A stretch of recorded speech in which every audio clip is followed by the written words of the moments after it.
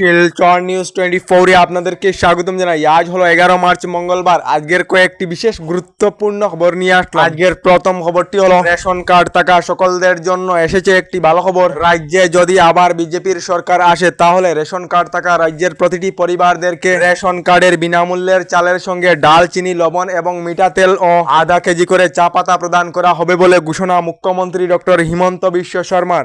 এদিকে একটি তালিকাতেই প্রকাশ করা হবে বিজেপির সকল প্রার্থীর তালিকা। দিল্লির সাথে আলোচনাতে বসার একদিন পর ঘোষণা করা হবে বিজেপির প্রার্থী তালিকা বলে ঘোষণা মুখ্যমন্ত্রী ডক্টর হিমন্ত বিশ্ব শর্মার।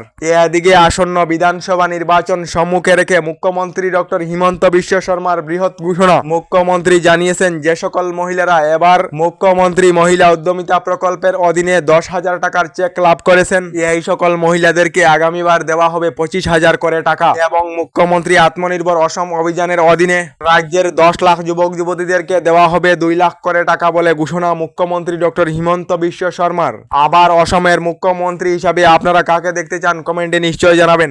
এদিকে অসমিয়া মুসলমান মিয়া মুসলমানদের বিরোধী অসমিয়া মুসলমানেরা এবার বিজেপিকে ভোট দেবে। আশীর্বাদ যাত্রাতে 500 টাকা, 200 টাকা এবং 100 টাকার নোট আমার হাতে তুলে দিয়েছে অসমিয়া মুসলমানেরা বলে জানিয়েছেন মুখ্যমন্ত্রী ডক্টর হিমন্ত বিশ্ব শর্মা।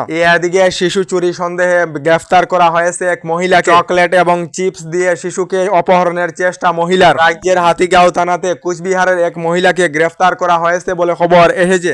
এদিকে এবার নাম পরিবর্তন করা হবে বরপেটা ফখরুদ্দিন আলী আহমেদ মেডিকেল কলেজের। নতুন নাম হবে বরপেটা মেডিকেল কলেজ এন্ড হাসপাতাল। এর পরিবর্তে ফখরুদ্দিন আলী আহমেদের নামেতে একটি শিক্ষা অনুষ্ঠানের নামকরণ করা হবে বলে রাজ্য সরকার থেকে জানানো হয়েছে।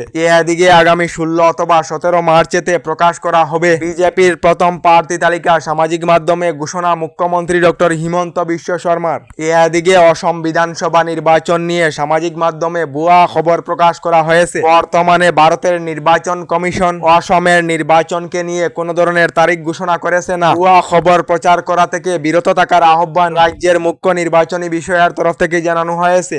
এদিকে রাজ্যের আবহাওয়া বিজ্ঞান কেন্দ্রের তরফ থেকে রাজ্যবাসীকে সতর্কবাণী জারি করা হয়েছে যে কোনো মুহূর্তে আসতে পারে রাজ্যের প্রায় প্রতিটি জেলায় ঝড়, তুফান, শিলাবৃষ্টি ও ভারী বৃষ্টিপাত, যার ফলে রাজ্যের 23টি জেলার জন্য ইয়েলো অ্যালার্ট জারি করা হয়েছে। বরাক উপত্যকার 3টি জেলা সহ রাজ্যের বিভিন্ন জেলায় ভারী বৃষ্টিপাতের সম্ভাবনা রয়েছে। এদিকে দেশের কৃষক সকলদের জন্য এসেছে একটি ভালো খবর। যে সকল কৃষকেরা প্রধানমন্ত্রী কিষাণ সম্মান নিধি যোজনার অধীনে রয়েছেন, এই সকল কৃষকেরা আগামী 13 মার্চেতে পিএম কিষাণের 22 নং কিস্তির 2,000 করে টাকা লাভ করবেন বলে কেন্দ্রীয় সরকার থেকে জানানো হয়েছে।